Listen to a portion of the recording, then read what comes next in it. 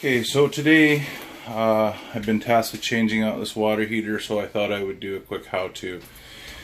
It's hard lined in, so what we're going to do is we're going to cut the lines here and here, disconnect the power, and thankfully this is already sitting in a pan with a drain, so we can just drain it right into the pan.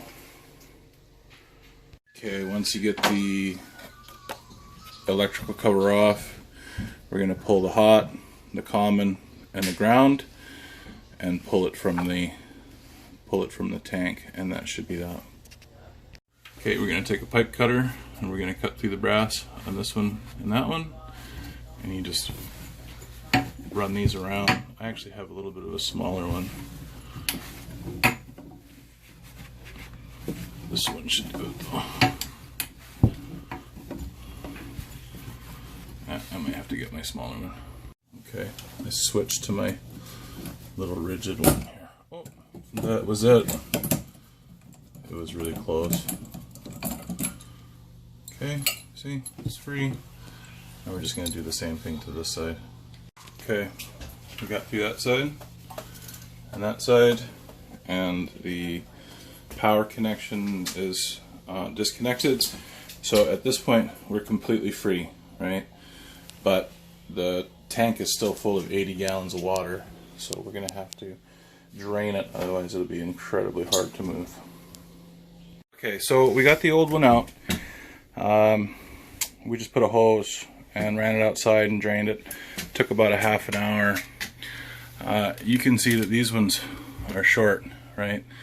So I got some extra PEX fittings. I think they call them Shark Bite, maybe Shark Bite fittings. I'll put a link in the description. So those just slide on here. Yeah, Shark Bites, that's what they call them. So we're just going to slide these on just like so. That's it, they're done. Like it. Oh, there it is.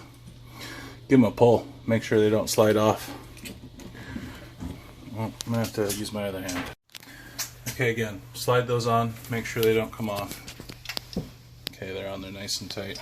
If you happen to have one, this is a tubing cutter, and you don't need it. It just makes your cuts on these nice and clean. Okay.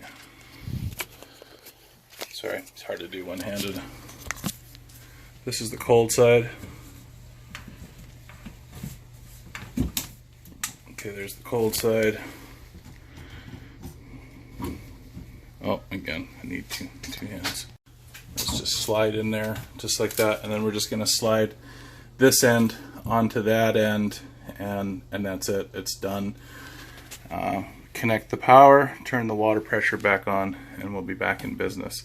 I can't do this with one hand, so I'm just going to put them on, and I'll show you a picture of that in a second. So that's basically it. I got that extra tubing hooked up. Everything's plumbed in. The next guy who changes this out is going to be a breeze, because these just come out with a little clip. And then the power, make sure you got your hot, your common, and we're going to stuff these back in here and put the cover back on. We'll turn the water back on to the house, turn the power back on to the water heater, and then be able to take hot showers again. Okay, that's it. It's all done. Just like that. Brand new water heater. One last thing, you got to make sure it's full. So we'll turn the water back on to the house. We'll turn the water on in the kitchen, and we'll just let it get all the air out. It's going to spit and sputter until it's full. And then once it's full and flowing fine, you just flip the breaker back on, and that's done. That's how you change out a water heater. Thanks for watching.